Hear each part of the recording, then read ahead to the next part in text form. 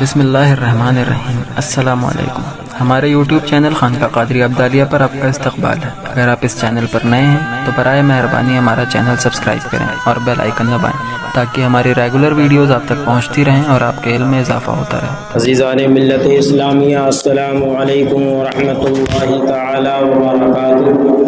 الحمدللہ نحمدہ ونستعینہ ونستغفرہ ونتوکل علیہ ونعوذ باللہ من شرور انفسنا ومن سیئات اعمالنا، من یہدہ اللہ فلا مضل لہ ومن یضللہ فلا ہادی لہ، ونشہد ان لا الہ الا اللہ وحدہ لا شریک لہ، ونشہد ان سیدنا ومولانا محمدا عبدہ ورسولہ۔ اما بعد، فاعوذ باللہ من الشیطان الرجیم، بسم اللہ الرحمن الرحیم۔ یا ایھا الذین آمنوا اتقوا اللہ وکونوا مع الصادقین۔ صدق اللہ مولانا العظیم وبلغنا رسولہ النبی الامین المعین المکین الکریم، ونحن علی ذلک لمن الشاہدین والشاکرین والحمد للہ رب العالمین۔ محترم حاضرین و سامعین، آج کا یہ مبارک دن جمعۃ المبارکہ اور آقا کریم صلی اللہ تعالی علیہ وسلم کے شہید لاڈلے محبوب سبحانی سیدنا شیخ عبدالقادر جیلانی غوث پاک رضی اللہ تعالی عنہ کا مبارک مہینہ اختتام پذیر ہونے والا ہے۔ اس مبارک مہینے میں آقا کریم صلی اللہ تعالی علیہ وسلم کی بارگاہ میں جی لگا کر ہدیہ درود پیش کر لیا جائے۔ پڑھیں بآواز بلند، اللہم صلی علی سیدنا و مولانا محمد معدن الجود والکرم وآلہ الکرام وابنہ الکریم وبارک وسلم۔ واہ کیا مرتبہ اے غوث ہے بالا تیرا، واہ کیا مرتبہ اے غوث ہے بالا تیرا، اونچے اونچوں کے سروں سے قدم اعلیٰ تیرا، سر بھلا کیا کوئی جانے کہ ہے کیسا تیرا، سر بھلا کیا کوئی جانے کہ ہے کیسا تیرا، اولیاء ملتے ہیں آنکھیں وہ ہے تلوہ تیرا۔ عزیزان ملت اسلامیہ، ماہ ربیع الثانی اختتام کی منزلیں طے کر رہا ہے۔ حضور غوث لاثانی کا یہ مبارک مہینہ جس کے چاند دکھتے ہی، جس کے چاند کے نمودار ہوتے ہی تمام عاشقان غوث اعظم کے دلوں میں مسرت و شادمانی کا سما چھا جایا کرتا ہے، اور غلامان غوث اعظم اپنے اپنے گھروں میں اپنی استطاعت کے مطابق آپ کی بارگاہ میں خراج عقیدت پیش کیا کرتے ہیں۔ عزیزان ملت اسلامیہ، حضور غوث لاثانی سیدنا شیخ محی الدین عبدالقادر جیلانی غوث پاک رضی اللہ تعالی عنہ جہاں خاندانی اعتبار سے افضل و اعلیٰ ہیں، جہاں ولایت کے اعلیٰ منصب پر فائز ہیں، بلکہ یوں کہہ لیا جائے کہ غوثیت کبریٰ کے مقام پر آپ کو اللہ تبارک و تعالیٰ نے فائز کیا ہے، اور یہ وہ مقام ہے کہ مہدی علیہ السلام کے آنے تک یہ مقام اب کسی اور کو تفویض نہیں کیا جا سکتا، بلکہ اس مقام پر، مقام غوثیت کبریٰ پر حضور غوث لاثانی ہی فائز رہیں گے۔ عزیزان ملت اسلامیہ، جہاں اس قدر عرفہ و اعلیٰ درجات کے مالک ہیں آپ، وہیں اگر آپ کی سیرت طیبہ کا علمی جائزہ لیں گے آپ، تو حضور غوث لاثانی سیدنا شیخ عبدالقادر جیلانی رضی اللہ تعالیٰ عنہ کا علمی مقام ایسا مقام ہے کہ آپ کے زمانے میں جتنے بھی مفتیان کرام تھے وہ آپ کے علماء کرام تھے، محدثین اعظام تھے، مفسرین کرام تھے، آپ کے علم کے آگے سب کا علم مات کھا جایا کرتا تھا۔ آپ کے زمانے میں ایک فتویٰ ایسا بھی آیا کہ جس فتوے کا جواب لکھنے سے تمام مفتیان کرام قاصر ہو گئے، تو بغداد میں حضور غوث لاثانی شہباز لامکانی ہمارے اور آپ کے آقا، جن کے نام کیا، جن کی محبت کا ہم اور آپ دم بھرتے ہیں، ان کی بارگاہ میں وہ فتویٰ پیش ہوا۔ فتویٰ یہ تھا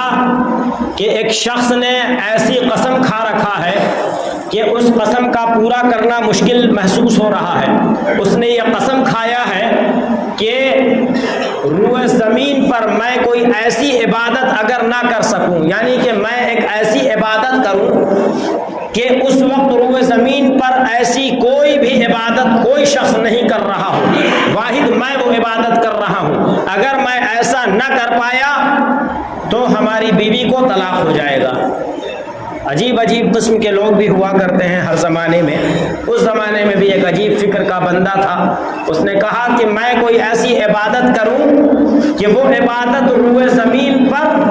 کوئی نہ کر رہا ہو۔ تو کون سی ایسی عبادت ہے بھائی؟ اگر حج کے ایام میں وہ حج کرنے جائے گا تو لاکھوں لوگ حج کر رہے ہوں گے، رمضان کے دنوں میں وہ روزے رکھنا چاہے گا تو لاکھوں لوگ روزے رکھ رہے ہیں، نماز پڑھنا چاہے گا لاکھوں کروڑوں لوگ نماز پڑھ رہے ہیں، صدقات کرنا چاہے گا لاکھوں کروڑوں لوگ صدقہ دے رہے ہیں۔ تمام کے تمام مفتیان کرام کی عقل جو ہے وہ پریشان ہو گئی کہ آخر اس کا حل کیا ڈھونڈا جائے، اسے ایسی کون سی عبادت بتایا جائے کہ وہ عبادت روئے زمین پر تنے تنہا اس کی عبادت ہو، اور وہ عبادت روئے زمین پر کہیں بھی کسی بھی شکل میں مرد ہو یا عورت، بچہ ہو یا بوڑھا، کوئی نہ کر رہا ہو۔ ایسی کوئی عبادت تمام مفتیان اکرام کو سمجھ ہی میں نہیں آئی۔ اگر نفل نماز پڑھتے ہیں، بتاتے ہیں کہ نفل نماز پڑھو تو کوئی نہ کوئی نفل نماز پڑھ رہا ہوگا، نفل روزہ رکھ لو تو کوئی نہ کوئی دنیا میں روزہ رکھ رہا ہوگا، کون سی عبادت بتائی جائے؟ تمام کے تمام مفتیان کرام کی عقلیں مجبور و قاصر ہو گئیں اس کا صحیح جواب دینے کے لیے۔ آخرکار حضور غوث لاسانی سیدنا شیخ محی الدین عبد القادر جیلانی رضی اللہ تعالیٰ عنہ کی بارگاہ میں یہ سوال پہنچتا ہے۔ حضور غوث لاسانی کے فہم و فراست پر قربان جائیے، آپ کے تبحر علمی پہ قربان جائیے کہ اللہ نے کیسا آپ کو علم عطا فرمایا تھا۔ سوال پڑھنے میں جتنا ٹائم لگا بس اتنا ہی لگا، جواب تو غوث اعظم نے یوں دیا کہ جیسے پلک جھپکتے ہی کوئی شے حاضر ہو جایا کرتی ہے۔ عزیزان ملت اسلامیہ، غوث اعظم نے فرمایا کہ اس کا تو سمپل سا سادہ سا جواب ہے کہ مطاف، جو حضرات عمرہ اور حج کی سعادت حاصل کر چکے ہیں وہ جانتے ہیں کہ مطاف میں جب بندہ 7 چکر وہ طواف کرتا ہے، 7 چکر لگاتا ہے تو ایک طواف کا اسے ثواب ملتا ہے، طواف کعبہ کا۔ تو حضور غوث لاسانی نے فرمایا کہ اس کو مکہ المکرمہ بھیج دیا جائے اور وہاں جو انتظام کار ہیں ان سے یہ کہا جائے کہ اتنی دیر کے لیے مطاف کا پورا ایریا لاک کر دیا جائے، بند کر دیا جائے، اور اس وقت تنے تنہا یہ بندہ جب طواف کر رہا ہوگا تو پوری دنیا میں کوئی ایسا شخص نہیں ہوگا جو طواف کر سکتا ہے، چونکہ نمازیں پڑھیں گے پوری دنیا میں کہیں کوئی بھی پڑھ رہا ہوگا، صدقہ دے رہے ہوں گے پوری دنیا میں کہیں کوئی دے رہا ہوگا، روزے رکھ رہے ہوں گے پوری دنیا میں کہیں کوئی روزے بھی رکھ رہا ہوگا، تہجد پڑھ رہے ہوں گے پوری دنیا میں کوئی بھی کہیں بھی تہجد پڑھ رہا ہوگا، لیکن طواف ایک ایسی عبادت ہے جو کہ خانہ کعبہ میں پہنچ کر ہی ہوتی ہے، اور خانہ کعبہ میں جب آپ لاک لگا دیں گے سارے لوگوں کے لیے ریسٹرکشن ہو جائے گا، صرف اس کے لیے الاؤ ہوگا تو واحد یہ بندہ ہوگا جو پوری دنیا میں یہ عبادت ایسی کر رہا ہوگا، طواف کی عبادت کر رہا ہوگا، اور یہ نامہ اعمال میں اس کے نیکی لکھی جا رہی ہوگی۔ یہ ہمارے غوث اعظم کا علمی مقام ہے کہ اتنے مشکل مسئلے کو لمحے میں آپ نے حل فرما دیا ہے۔ عزیزان ملت اسلامیہ، ہم اور آپ غوث اعظم کی محبت کا دم بھرتے ہیں تو ہمیں سب سے زیادہ ضروری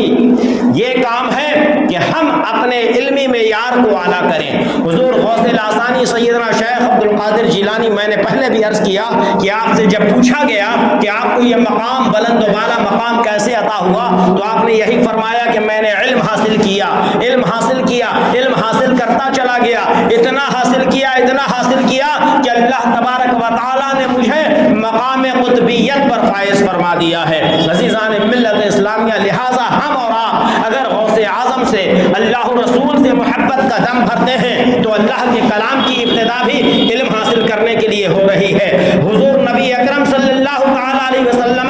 کا فرمان بھی علم حاصل کرنے پر زور دے رہا ہے، اور تمام اولیاء کرام کو جب آپ دیکھیں گے تو وہ تمام کے تمام اپنے وقت کے بڑے عالم میں شمار ہوا کرتے ہیں۔ حضور خواجہ خواجگان کے ہم اور آپ چاہنے والے ہیں۔ خواجہ خواجگان اپنے وقت کے بہت بڑے محدث گزرے ہیں، کئی سال تک آپ نے مدینہ المنورہ میں رہ کر علم حدیث خود بھی پڑھا اور اس کے بعد کئی سال تک درس حدیث بھی آپ نے عوام کو دیا۔ کیا ہے، لیکن ہم نے آج کل ولایت کا معیار بس اتنا ہی سمجھ لیا ہے کہ ان کے نام سے نظر و نیاز کر لیا جائے، فاتحہ کر لیا جائے، چادر چڑھا دی جائے۔ میرے عزیزوں، یہ تمام کے تمام کام مستحب عمل ہے، لیکن ضرورت اس بات کی ہے کہ ہم ان کی سیرت طیبہ کو اپنائیں، اور ان کی سیرت طیبہ میں سب سے نمایاں کردار جو نظر آتا ہے وہ یہ آتا ہے کہ آپ تمام بزرگوں نے بڑی مشقت اور جانفشانی کے ساتھ علم کو حاصل کیا ہے۔ علم حاصل کرنے کے بعد رب کی رضا کے لیے شب و روز بندگی فرمائی ہے۔ میرے عزیزوں، جب ہمارے پاس علم ہوگا تو ہمیں حلال کا پتہ چلے گا، حرام کا پتہ چلے گا، ہمیں جائز کا پتہ چلے گا، ناجائز کا پتہ چلے گا۔ جب علم ہی نہیں ہوگا تو پھر بغیر علم کے ہماری عبادت بھی اللہ کی بارگاہ میں قابل قبول نہیں ہے۔ وہ یوں کہ جب ہم اپنی عبادت، نماز ہے، نماز جمعہ ہے یا پنجے گانا ہے، جب اس کو ہم شریعت کی روشنی میں ادا کریں گے تو ہی یہ نماز ہماری اللہ کی بارگاہ میں قابل قبول ہوگی۔ تو پتہ یہ چلا کہ ہم جب شریعت جانیں گے تو ہی شریعت کے دائرے میں رہ کے نماز پڑھ پائیں گے۔ ہمیں جب پتہ ہی نہیں ہوگا کہ نماز سے پہلے وضو کرنا ضروری ہے اور وضو نماز کے شرائط میں شامل ہے، پھر وضو کے طریقے کیا ہیں کہ ہمارے وہ چہرے کا ایک بال بھی خشک نہ رہ جائے، داڑھی کا پتہ چلا کہ اوپر سے ایسے ہی ڈال دیا پانی اور داڑھی خشک رہ گئی، سوکھی رہ گئی، تو پھر ہمارا وضو نہیں ہوا۔ جب وضو نہیں ہے تو نماز نہیں۔ تو جب یہ مسائل ہم جانیں گے تو ہی جا کر ہماری عبادت میں جو ہے وہ چاشنی پیدا ہو پائے گی، ہماری عبادت رب کی بارگاہ میں قبولیت کی منزلیں طے کر پائے گی۔ میرے عزیزوں، یہ جمعے کی نماز 2 رکعت فرض ہے ہمارے اوپر، لیکن اگر کوئی بندہ اللہ کی رضا کے لیے 4 رکعت پڑھ لے تو پتہ چلا کہ اس کی نماز ہی نہیں ہوئی۔ تو پتہ یہ چلا کہ ہمیں جو بھی علم حاصل کرنا ہے اس علم کی روشنی میں اللہ تبارک و تعالیٰ کی بندگی کرنا ہے۔ ایک بار ایسا ہوا کہ مجھے جنازے کی نماز کے لیے جانا تھا، میں نے فرض پڑھایا اور رخصت ہوا تو دیکھا کہ ہمیں لگتا ہے کہ آدھے سے زیادہ مسجد خالی ہو گئی۔ میرے عزیزوں، اتنی جلدی کس بات کی ہے؟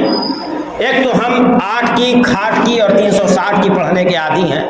یعنی یہی کہ 8 دن پر جو جمعہ آئے گا 7 دن پر اس کو ہم پڑھ لیں گے، پھر کسی جنازے میں کٹسی نبھانے کے لیے، رشتہ نبھانے کے لیے، ریلیشن کو نبھانے کے لیے پہنچ جائیں گے، اس کے بعد پھر 360 کی پڑھ لیں گے، یعنی عید اور بقرعید۔ ایک دن آپ آتے ہیں جمعہ میں، اولاً تو یہ کہ جیسے جمعہ فرض ہے ویسے ہی پنجے گانا فرض ہے، جتنی اہمیت جمعہ کی ہے اتنی ہی اہمیت ہمارے اوپر جو ہے وہ پنجے گانا نمازوں کی بھی ہے۔ ان تمام نمازوں کا اہتمام کریں، لیکن اس کے ساتھ اگر ہم صرف 2 رکعت نفل نماز امام کے پیچھے پڑھ کے واپس چلے جا رہے ہیں تو آپ جانیں کہ امام کے ساتھ جو آپ نماز پڑھتے ہیں اس سے قبل کی 4 رکعت سنت جو ہے